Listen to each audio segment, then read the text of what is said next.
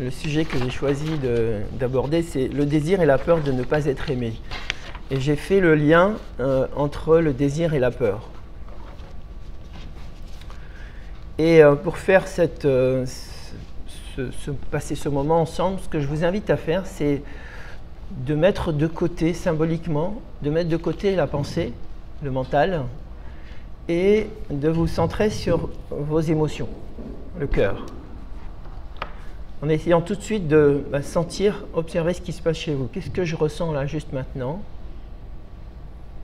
après cette conférence brillante d'Éric, hein, qu'est-ce que je ressens maintenant?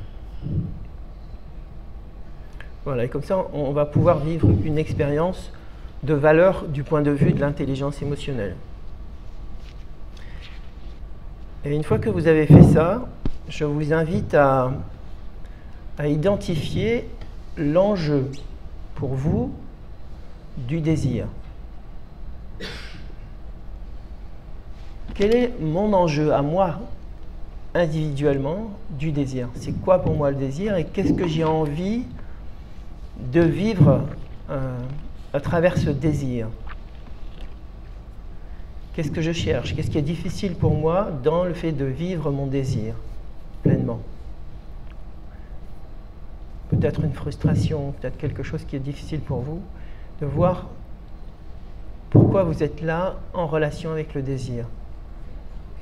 Ok, donc je vous laisse quelques secondes juste pour...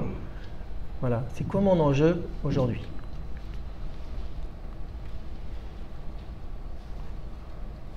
Voilà, pour ceux qui ne me connaissent pas, voilà, ça va là. Pour ceux qui ne me connaissent pas, je vous laisse quelques lignes sur qui je suis, pas qui je suis, ce que je fais plutôt.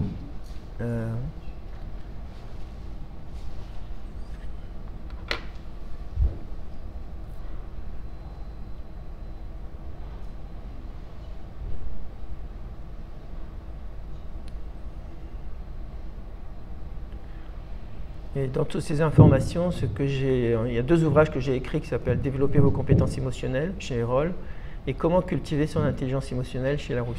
Donc ça peut vous donner plus d'informations si vous voulez aller plus loin. Alors là, on va rentrer dans le sujet. C'est quoi l'intelligence émotionnelle? Quelques mots quand même sur ce sujet, c'est important. Donc, ça a été découvert en 1990, ça veut dire il y a 32 ans aujourd'hui, par 2 chercheurs, 2 psychologues américains, Peter Salovey et John Mayer. Et je vous ai préparé une définition adaptée au thème d'aujourd'hui. L'intelligence émotionnelle, c'est ma capacité à accueillir, à désirer, à dialoguer avec mon corps.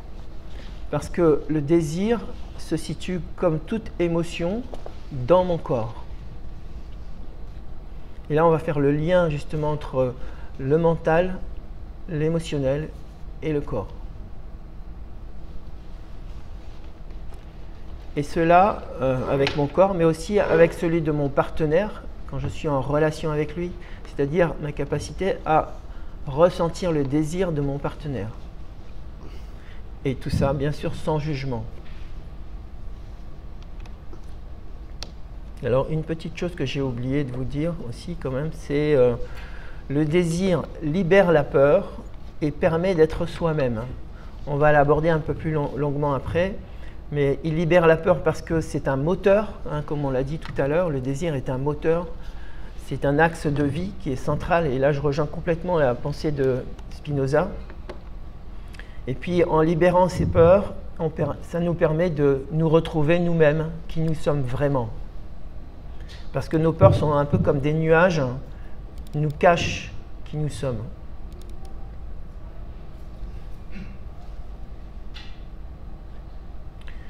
Alors, pour vous montrer que l'émotion n'est pas seulement dans la tête, c'est pas seulement de la psychologie, c'est aussi de la biologie. Et là, on voit que les émotions investissent le corps.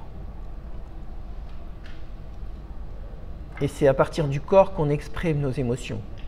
Et là, on voit différentes émotions, en commençant par la colère, la peur, le dégoût, le bonheur, la tristesse, la surprise, la neutralité qui est en noir. Et donc tout ce qui est en rouge et orange, c'est une activation énergétique du corps importante.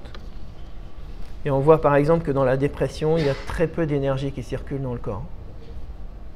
C'est une étude qui a été faite au-delà de l'Occident, hein, donc avec un échantillon assez large. D'où l'importance d'être attentif à notre désir dans le corps. Alors, quelques mots, qu'est-ce que nous savons aujourd'hui? Je me suis rendu compte que Einstein parlait déjà d'intelligence émotionnelle. Il a dit, nous passons 15 ans à l'école et pas une fois on nous apprend la confiance en soi, la passion et l'amour qui sont les fondements de la vie. Donc là, il rejoint complètement Spinoza, et ça, il y a un siècle. Nous savons aussi que 2/3 des résultats d'une organisation, et là je passe sur un autre secteur, sont dus aux compétences émotionnelles des responsables. Ça veut dire que notre intelligence émotionnelle est responsable pour 2/3 dans nos résultats d'activité. C'est un chiffre qui est impressionnant, et je le partage, et ça il y a 26 ans déjà. Et si ça vous intéresse, c'est dans le livre de Daniel Goleman qui a été écrit en 1996. Un autre chercheur impressionnant s'appelle Antonio Damasio. Il a dit « Le cerveau limbique est le cerveau des cerveaux ».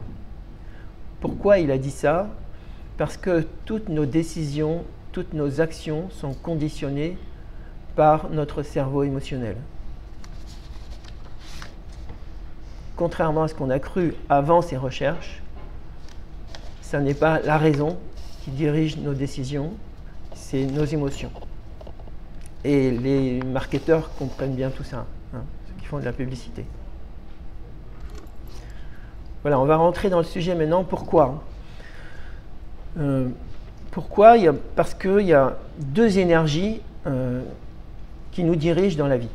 La première, c'est le désir. Hein. Spinoza, je répète, l'a très bien dit, c'est notre élan de vie. C'est ce qui est notre moteur. Hein. Je parle aussi de l'énergie sexuelle, qui est une énergie très puissante. C'est pour ça qu'on a toujours essayé de la canaliser, de la contrôler. Et il y a aussi la peur. Et la peur en particulier, la peur de ne pas être aimé. Parce que nous sommes des êtres grégaires et on a besoin des autres. En tout cas, on est convaincu avoir besoin des autres. Ce qui était vrai à l'époque de l'homme de Cro-Magnon, mais qui est moins vrai aujourd'hui, parce qu'on peut vivre... on peut survivre en tout cas sans la présence du groupe.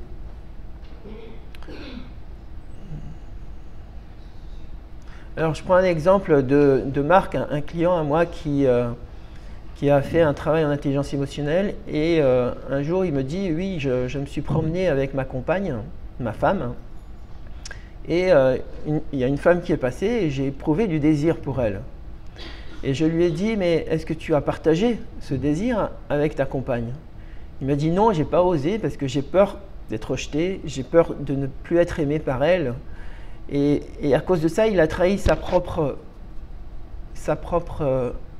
intelligence, son propre système intérieur, ce que j'appelle moi sa famille intérieure.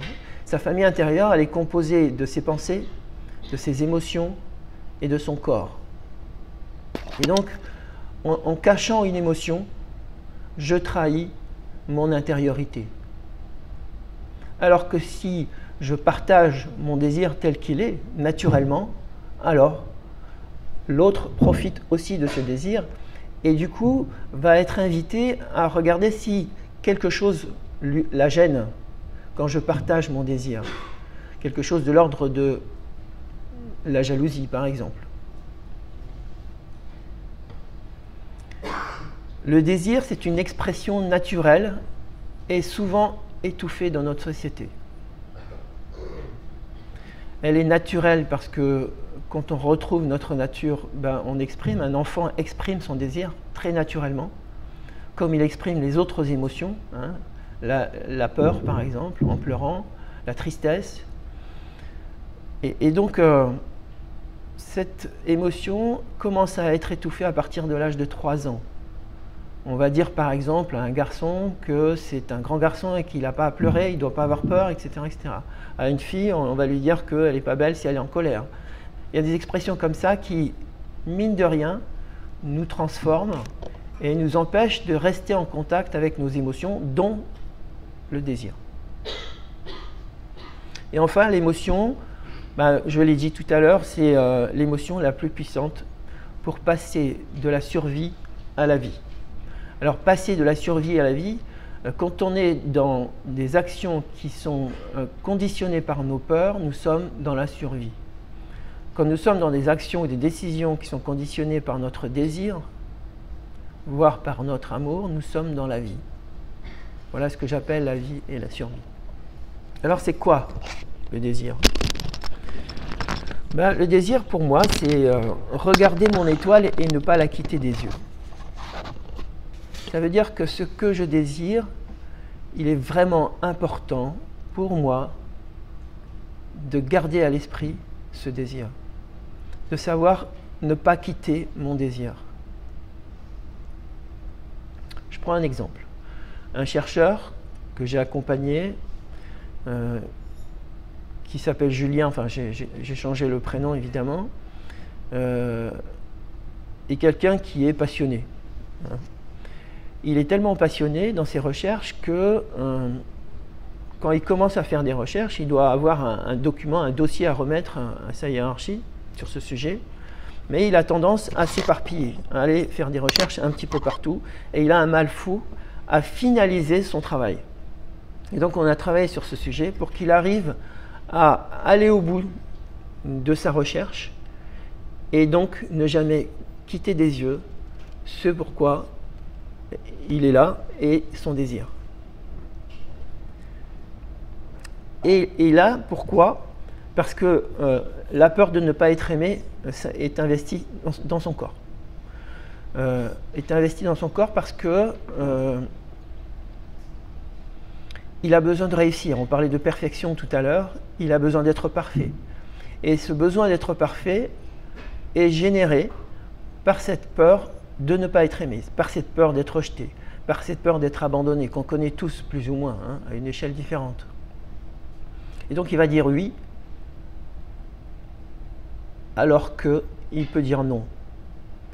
Alors que par exemple, j'ai envie de faire quelque chose et je vais répondre oui à une proposition différente. Tout ça par peur de ne pas être aimé. Ça va, j'étais clair là? Oui? Ok, je continue alors. Alors, ne pas vivre mon désir, comment je fais pour ne pas vivre mon désir? Il y a deux façons. La première façon, c'est naviguer, c'est subir mon désir. Alors, subir mon désir, ça veut dire quoi? Ça veut dire être submergé par mon désir. Ça veut dire que je ne décide pas, c'est pas moi qui décide, c'est le désir, c'est mon désir qui décide pour moi. Ça veut dire que je ne peux pas me retenir de faire quelque chose, de prendre une décision. C'est plus fort que moi. Là, je ne suis pas dans vivre mon désir, parce que je le subis. Et là, c'est assez subtil, hein, mais vivre mon désir, c'est vraiment rester conscient de mon désir et choisir mon désir. Alors que quand je le subis, je ne le vis plus. Je suis dans la survie de mon désir. Et là, je suis passif. Et c'est lui qui décide pour moi. Et imaginez, le désir, c'est une chose, mais la colère, c'est aussi la même chose. C'est une émotion primaire. Et si c'est la colère qui s'exprime à ma place, imaginez les conséquences que ça peut avoir. C'est la même chose. L'émotion, qu'elle soit agréable ou désagréable, qu'on dit positive ou négative, c'est exactement la même chose. Que ce soit la colère ou le désir ou la peur ou la tristesse fonctionne de la même façon. Donc il est important d'être conscient quand je suis submergé par mon désir et par mon émotion en général. Et la deuxième façon de ne pas vivre mon désir, c'est de me couper de ce désir. Comme ce petit garçon qui s'est coupé de sa peur. Du coup, il n'est plus en contact avec son émotion. Et quand vous demandez à cette personne, qu'est-ce que tu veux faire ce soir, où tu veux aller, je ne sais pas, fais ce que tu veux, je te suis, c'est bon pour moi, tout est ok. Souvent, c'est la personne qui n'est pas en contact avec son désir. comme elle n'est pas en contact avec ses émotions. On lui a appris à être en contact avec ses pensées, peut-être, mais pas avec ses émotions. Et donc c'est retrouver son désir, retrouver ce contact avec son désir. Et comment on le fait, on va le voir juste après. Mais avant ça, il y a une dernière remarque que j'aimerais faire. C'est, pour moi, vivre son désir, c'est s'autoriser à le sentir dans le corps. Ça veut dire que c'est là que vous allez vraiment savoir si vous avez un désir ou pas. Parce que le mental a tendance à nous tromper. Si on ne sait pas écouter le mental, il peut nous tromper. Toujours pour être aimé par les autres. Et comme on a pris l'habitude par des automatismes à faire les choses pour les autres, on s'est oublié et donc on croit désirer quelque chose. Mais la manière la plus simple pour arriver à identifier le désir, c'est de vérifier dans son corps si ce désir est là ou pas. Et de choisir et de répondre en fonction de ce que vous ressentez dans le corps. Donc c'est une invitation aussi à reconnecter à son corps.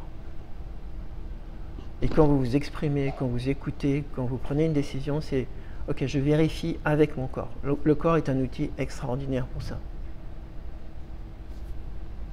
Alors, comment ? Je vous ai préparé quelques idées qui peuvent être intéressantes, que j'utilise aussi dans mes accompagnements individuels ou les formations. C'est pratiquer la conscience du désir. Alors vous allez me dire, c'est des mots un peu qui peuvent paraître théoriques quand on n'a pas l'habitude. Pratiquer le désir, ça veut dire prendre un temps pour écouter à l'intérieur de soi. Dans la journée, prendre un temps pour écouter à quel moment j'ai eu un désir et est-ce que ce désir, j'y ai répondu. Toujours à partir du corps, bien sûr. Et c'est cet indicateur du corps qui va vous donner la réponse. Et en faisant ça tous les jours, 5 minutes par jour, petit à petit, vous allez vous réconcilier avec votre corps et en même temps avec vos émotions. Et comme on parle du désir aujourd'hui, ben avec votre désir. Ça, c'est une première pratique que je vous invite à faire. La deuxième chose, c'est ne pas chercher. Ne pas chercher. Ne pas chercher votre désir. Parce que dans cette pratique et dans la vie en général, on a tendance, avec le mental, à aller chercher quelque chose. Or, il n'y a rien à chercher. Il y a juste à écouter à l'intérieur de soi. Et c'est peut-être ce qu'il y a de plus difficile à faire dans notre éducation, dans notre société. Laissez faire les choses. Parce que notre corps est intelligent, nos émotions, notre système émotionnel est intelligent, et si on apprend à se détacher de notre mental, alors du coup, on peut commencer à voir le ciel qu'il y a derrière les nuages, c'est-à-dire qui nous sommes. Et notre désir est l'expression de ce que nous sommes. Et au fur et à mesure que nous écoutons notre désir, nous dissolvons nos peurs et nous arrivons à nous connecter à ce que nous sommes vraiment. Et pas seulement ce que nous croyons être, c'est-à-dire nous dans nos limites, bien sûr, dans notre recherche de perfection, parce que cette recherche de perfection, elle est vaine dans la mesure où nous sommes déjà cette perfection. Ce corps est déjà parfait. La maladie n'existe pas. Le corps nous parle, pas parce qu'il est malade, parce que c'est son moyen d'exprimer. C'est son moyen de nous dire des choses. Et écouter le langage du corps nous permet d'écouter le corps comme il est et comme il s'exprime, plutôt que de le juger comme étant malade. Et le désir est une aide précieuse. Parce que plus j'écoute mes émotions dans mon corps, et plus je vais libérer mes peurs. Et plus je libère mes peurs, plus je libère les malaises, les maladies et les accidents que le corps va provoquer pour me donner ces informations.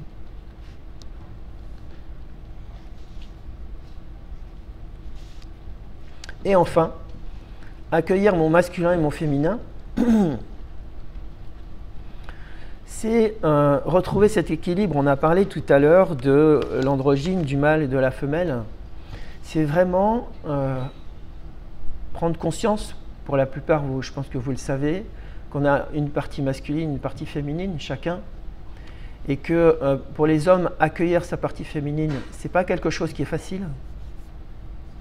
Et donc, c'est une invitation à accueillir cette partie féminine, cette partie qui va recevoir, que ce soit dans la vie ou que ce soit dans une relation sexuelle, c'est en tant qu'homme apprendre à recevoir de l'autre. Et pour la femme, c'est apprendre à donner, à être, je dirais, dans une posture de maîtrise ou de domination, comme vous voulez, à donner à l'autre, à offrir à l'autre, avec cette capacité à recevoir. Et donc cet équilibre masculin-féminin, c'est en fait tout simplement cette acceptation, cet accueil de notre dimension masculine et de notre dimension féminine. Et c'est dans cet équilibre qu'on peut vivre pleinement nos désirs de recevoir et de donner. Parce que nous avons ces deux capacités chacun.